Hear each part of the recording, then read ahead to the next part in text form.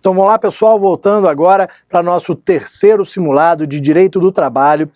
Vamos falar agora sobre empregador, grupo de empresas, grupo econômico e sucessão trabalhista. 3 pontos ali que estão interligados e que são indispensáveis para as nossas provas de Direito do Trabalho. Então, começando aqui, questão número 1, temos que, na hipótese de sucessão, vamos marcar o importante aqui, na hipótese de sucessão de empresas que não pertençam ao mesmo grupo econômico, a responsabilidade pelas obrigações trabalhistas, quando mantidos os contratos de trabalho, inclusive sobre as obrigações contraídas à época em que os empregados trabalhavam para a empresa sucedida, incidem sobre a. Vejam, na sucessão, o que eu tenho? A que é vendida para B. Então eu tenho empresa sucedida, que é A, e eu tenho a empresa sucessora, que é B. O que acontece? Todos os débitos existentes aqui na relação empregados em empresa A, com a sucessão passam para B. B passa a ser responsável por todos os débitos existentes entre A e seus empregados. Se A deve aos seus empregados R$1 milhão, com a sucessão, esse débito passa para B. A sucessora assume todos os débitos trabalhistas da empresa sucedida, mesmo aqueles anteriores ao negócio. Digamos que esse negócio tenha sido firmado hoje. Mesmo as dívidas anteriores, mais antigas, anteriores à data de hoje, passam a ser responsabilidade de B. É por isso que a questão fala que, inclusive sobre as obrigações contraídas à época em que os empregados trabalhavam para a empresa sucedida, todos os débitos trabalhistas passam para a empresa sucessora. Então a resposta mais simples para a gente aqui, ó, serão da empresa sucessora. Todos os débitos passam para a empresa sucessora. Qual que é a ideia aqui? Para facilitar o entendimento, para a gente guardar esse ponto. Se B adquiriu A, se a empresa B adquiriu A, é porque provavelmente A possui qualidades, possui clientes, possui um nome bom no mercado. Ninguém compra empresa falida, em regra. Então, adquiriu A porque tinha pontos bons, tinha qualidades. Mas quem adquire uma empresa por suas qualidades também leva no conjunto, leva no bolo aqui os defeitos. Então ela tinha qualidades que serão aproveitadas, mas ela também tinha defeitos que eram as dívidas. Essas dívidas passam também para a empresa sucessora. Então, letra A, resposta correta, bem simples aqui, dessa questão da FCC. Partindo para a nossa questão número 2. Durante 3 anos, Thor foi empregado da empresa Ajax Manutenção Industrial, que faz parte do Grupo Econômico Ajax. Então vamos lá, parando aqui um momento, falou em Grupo Econômico, você vai pegar o artigo 2º, parágrafo 2º da CLT. Ele que vai responder a nossa questão. Então, o Grupo Econômico Ajax, constituído por 4 empresas. Em razão de problemas financeiros, Thor foi dispensado sem justa causa. Não houve o pagamento das verbas rescisórias. Nessa situação, caberia algum tipo de responsabilidade para as demais empresas do Grupo Ajax? Vamos lá, ó. Eu tenho o Grupo Ajax e eu tenho empresa 1, 2, 3 e 4. 4 empresas do mesmo grupo. O Thor trabalhava aqui para a empresa 1. Apesar de nunca ter trabalhado para as empresas 2, 3 e 4, todas elas possuem responsabilidade pelos débitos. Vejam que Thor foi demitido sem justa causa e digamos que tem um crédito de R$30 mil a receber. Thor pode cobrar da empresa 1, no caso a Ajax Manutenção Industrial, e pode cobrar também de qualquer das outras empresas do grupo. Thor pode cobrar os seus 30 mil reais de 2, 3 e 4. Por que isso daqui? Porque, vejam, as empresas do grupo possuem responsabilidade. Então, ó, resposta sim. Elas possuem responsabilidade, algum tipo de responsabilidade? Sim. Qual é essa responsabilidade? Agora nós vamos para a CLT. Vamos para o artigo 2º, parágrafo 2º da CLT. No parágrafo 2º da CLT, você vai ver que as empresas do grupo econômico são solidariamente responsáveis. Sim, porque havendo constituição de grupo econômico, serão, para os efeitos da relação de emprego, solidariamente responsáveis as empresas do grupo. Existe entre as 4 empresas do grupo a responsabilidade solidária. Vejam que Thor pode cobrar da empresa 1, de 2, de 3 e de 4. E vejam aqui, até para nós diferenciarmos da responsabilidade subsidiária, que não existe uma ordem. Eu não estou falando em primeiro cobrar de 1 para depois cobrar de 2. Não, Thor pode cobrar direto da empresa 4, da empresa 3, da empresa 2 ou da empresa 1 também, que era o seu empregador direto. Então, na responsabilidade solidária, eu, credor, posso cobrar de qualquer devedor, sem nenhuma ordem, sem respeito a ordem alguma. Perfeito? Então, ó, resposta no nosso parágrafo 2º do artigo 2º, responsabilidade solidária para as empresas do grupo econômico. Partindo aqui para a nossa questão 3.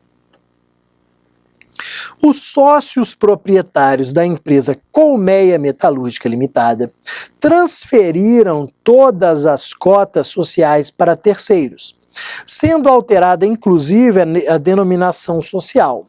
Entretanto, não houve alteração do endereço, não houve alteração do ramo de atividades, dos maquinários e dos empregados. A situação caracterizou a sucessão de empregador. Neste caso, quanto aos contratos de trabalho dos empregados da empresa sucedida, é correto afirmar que, vamos lá, ó, a própria questão já deixou claro aqui que houve a sucessão trabalhista. Ela mesmo já demonstrou aqui estarem presentes os requisitos para a caracterização da sucessão. Vejam que houve a transferência das cotas sociais para terceiros. Isso daqui é chamado de alteração da estrutura jurídica da empresa. Então, presente o primeiro requisito, alteração da estrutura jurídica da empresa. E vejam aqui que não houve alteração do endereço, o ramo de atividade, maquinários e dos empregados. Ou seja, presente o segundo requisito, que é a continuidade do empreendimento. Houve a continuidade do empreendimento. Presentes os dois requisitos, a própria FCC afirmou: houve sucessão de empregadores. Se houve sucessão de empregadores, a FCC quer saber o que acontece com os contratos de trabalho da empresa sucedida. Resposta, ó, artigos 10 e 448 da CLT. O que acontece com os contratos de trabalho quando existe sucessão? Nada. Os contratos, eles não são modificados, eles não são rescindidos, eles simplesmente continuam. Eu tenho respeito aos direitos adquiridos dos empregados. Então, artigo 10 e 448, eles demonstram que os contratos de trabalho se manterão inalterados e seguirão seu curso normal. Vejam, eles não são alterados, eles não são rescindidos, não são firmados novos contratos de trabalho. Eles seguem inalterados, seguem ali o seu curso normal. Vamos lá. Para a sua prova, você não vai deixar de ler esses dois artigos da CLT em Direito do Trabalho. Eles são indispensáveis. Seguindo aqui agora para a nossa questão 4. Ela diz que Joana presta serviços na qualidade de empregada para mais de uma empresa do mesmo grupo econômico, durante a mesma jornada de trabalho. Neste caso, salvo ajuste em contrário. Vamos lá. A resposta está na súmula 129 do TST. Essa súmula 129 responde a várias questões da Fundação Carlos Chagas. A FCC sempre lembra dessa súmula para alguma questão. Então, qual é a ideia aqui? Vamos colocar mesmo grupo econômico. Eu tenho empresas 1, 2, 3 e 4 componentes do mesmo grupo econômico. O que está falando aqui? Que Joana presta serviços para mais de uma empresa do grupo econômico durante a mesma jornada de trabalho. Digamos o seguinte, que segunda e terça ela trabalha em 1, quarta em 2, quinta em 3 e sexta em 4. Ela divide a semana dela entre as empresas. Segunda e terça na empresa 1, quarta na empresa 2, quinta na empresa 3 e sexta-feira na empresa 4. Será que eu tenho um único contrato de trabalho ou eu tenho 4 contratos de trabalho, já que ela presta serviço para as 4 empresas? Vamos lá. A súmula 129 do TST diz que eu tenho simplesmente um contrato de trabalho. Apesar de Joana trabalhar para as 4 empresas do grupo econômico, como esse trabalho se dá durante a mesma jornada de trabalho e não existe ajuste em contrário, a ideia é, ela trabalha para o grupo. O empregador de Joana é o grupo. Então, ela possui apenas um vínculo de emprego. Então, vejam que não está caracterizada a coexistência de mais de um contrato de trabalho. Apesar de ela trabalhar para 4 empresas, a ideia é que ela trabalha para um único empregador. Quem é o único empregador dela? O grupo econômico. Essa súmula aqui, vamos colocar uma expressão aqui, essa súmula, ela trata da teoria do empregador único. Teoria do empregador único. Quem é o empregador? O grupo econômico. Vamos lembrar desse ponto, leiam aí nos seus estudos, abram aí o VADME com a CLT, leiam a súmula 129 do TST, fundamental também para as nossas questões. Partindo para a questão 5. De acordo com a CLT, sempre que uma ou mais empresas, tendo embora cada uma delas personalidade jurídica própria, estiverem sob a direção de outra, constituindo grupo econômico, serão para os efeitos da relação de emprego. Vamos aproveitar o que nós já vimos em outra questão. Pega lá de novo o artigo 2º, parágrafo 2º da CLT. Vejam que o parágrafo 2º diz que quando eu tiver um grupo econômico, e aqui a questão já diz que existe o grupo econômico, quando estiver formado o grupo econômico, as empresas serão solidariamente responsáveis.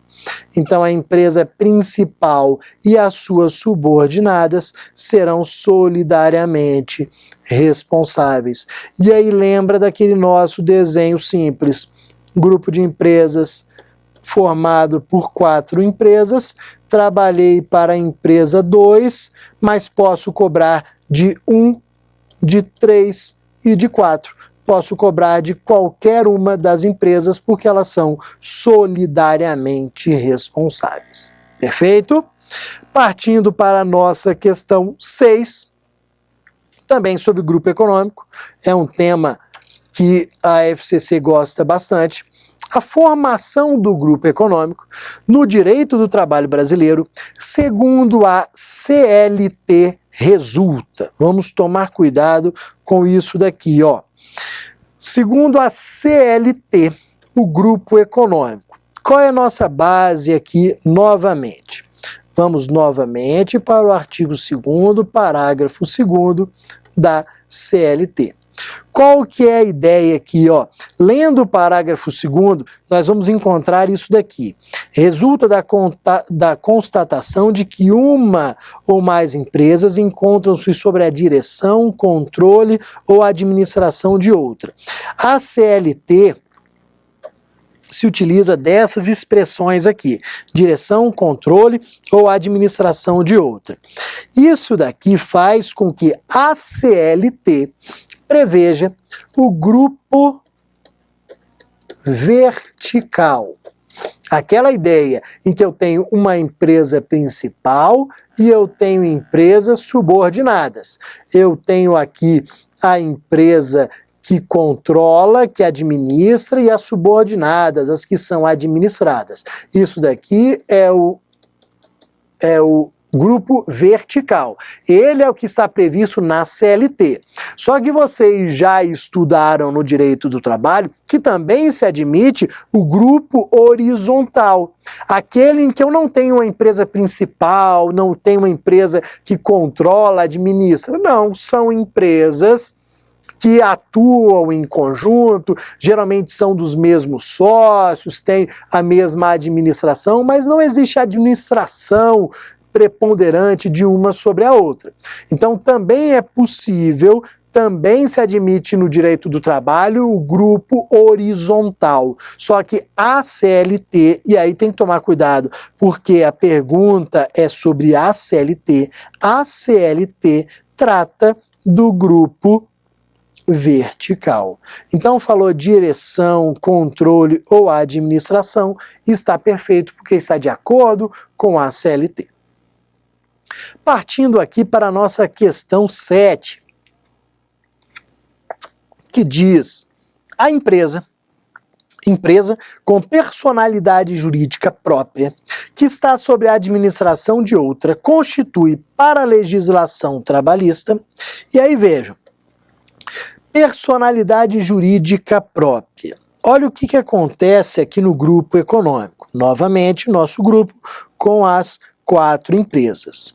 Eu tenho um grupo econômico, as 4 empresas são responsáveis solidariamente. Só que vamos lá, apesar de nós termos a teoria do empregador único, apesar de nós do TST entender que o empregador é o grupo como um todo, olha o que acontece. Cada empresa aqui possui personalidade jurídica própria. Cada empresa aqui possui o seu CNPJ próprio. Cada empresa possui o seu contrato social, as suas obrigações próprias. Então, ó, cada uma delas possui a personalidade jurídica própria, mas estão constituindo um grupo. Por quê? Lembra da questão passada, de acordo com a CLT, nós vamos falar em direção, controle ou administração de outra. Então, se eu tenho empresa que está sob controle, direção, administração de outra, eu tenho configurado o grupo econômico. Se eu configurei o grupo econômico, eu tenho responsabilidade solidária das empresas. Então, ó, à luz aqui do artigo 2º, parágrafo 2º, configuração do grupo econômico em virtude dessa expressão aqui. Empresa que está sob a administração de outra, constituindo o nosso grupo econômico. Perfeito? Partindo para a nossa questão 8. Em relação ao contrato individual de trabalho, de acordo com a CLT. Vamos lá. Artigo 10 e 448 da CLT, novamente. Artigos que falam da sucessão trabalhista. Artigos 10 e 448 que tratam de sucessão trabalhista. O que nós vimos numa questão passada? Lembra que os sócios transferiram a totalidade das cotas sociais. Ou seja, houve uma alteração na titularidade. Quem era dono deixou de ser dono. Houve aqui mudança na propriedade da empresa. A empresa que pertencia a B e C, hoje pertence a D, E e F. Então, tem mudança na propriedade da empresa. Pelos artigos 10 e 448, nós já vimos que os contratos de trabalho dos empregados, eles não são alterados. Eu não altero o contrato de trabalho, eu não rescindo contrato de trabalho, eu garanto os direitos adquiridos, eu respeito os direitos adquiridos. Então, lendo esses dois dispositivos da CLT, que são indispensáveis para a prova, eu chego à conclusão que a mudança na propriedade da empresa não afeta os contratos de trabalho dos respectivos empregados. Então eu não tenho qualquer afetação. Não afetar significa, vamos resguardar os direitos adquiridos. Vamos manter os contratos de trabalho como estão. Perfeito? Partindo aqui para a questão 9, em relação aos sujeitos do contrato de trabalho, é correto afirmar que a resposta a essa questão está na OJ 191 da SDI 1 do TST. Então, OJ 191 da SDI 1 do TST. Vamos lá. Qual que é a nossa ideia aqui? Eu sou dono de uma construtora e fui contratado para construir um prédio. Se eu sou dono da construtora, eu tenho empregados, eu mantenho vínculo de emprego com eles, sou responsável pelo pagamento dos salários e de todas as verbas. Perfeito, porque eu sou uma construtora. Mas pensa numa situação menor, mais simples. Eu sou o dono de uma casa, adquiri essa casa e quero reformá-la. Vou casar, quero uma casa nova, toda bonitinha e quero reformar. Eu sou o dono da casa, faço a obra, sou o dono da obra. Contrato pessoas para realizarem aqui a atividade. Contrato, por exemplo, uma empresa de reformas. Não quero ter muito trabalho, então contrato uma empresa que vai reformar. Eu estou aqui, dono da casa, contrato uma empresa que vai realizar a obra. Essa empresa possui ali o pessoal, pedreiro, pintor, todos eles. Vejam que eu pago a essa empresa determinada quantia. Contrato lá 20, 30 mil reais, pago a essa empresa. A responsabilidade pelo pagamento do pessoal, óbvio que é da empresa, porque eles são empregados dela.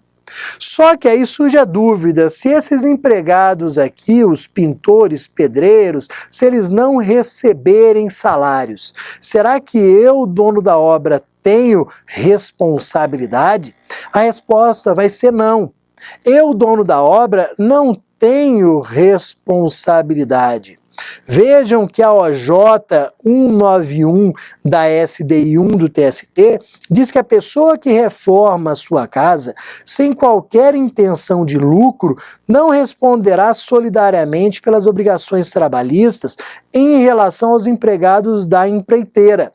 A OJ vai até mais a fundo, não tem responsabilidade solidária nem subsidiária, não tem nenhuma responsabilidade.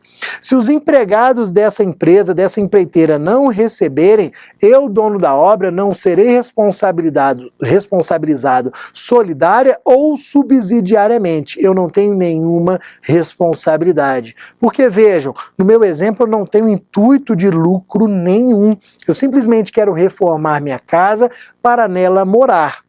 Você vai observar o seguinte, que essa OJ, ela vai fazer menção a construtoras, a incorporadoras, ou seja, situações em que eu tenho intenção de lucro. Aí é diferente. O dono da obra que não tem intenção de lucro não responde pelo inadimplemento, não possui responsabilidade nem solidária e nem subsidiária. Perfeito? Deem uma lida nessa OJ, porque de vez em quando ela é lembrada nas provas pela FCC. E aí, partindo para a nossa... findamos esse simulado com 9 questões e daqui a pouco voltamos com o simulado 4 sobre a alteração do contrato de trabalho.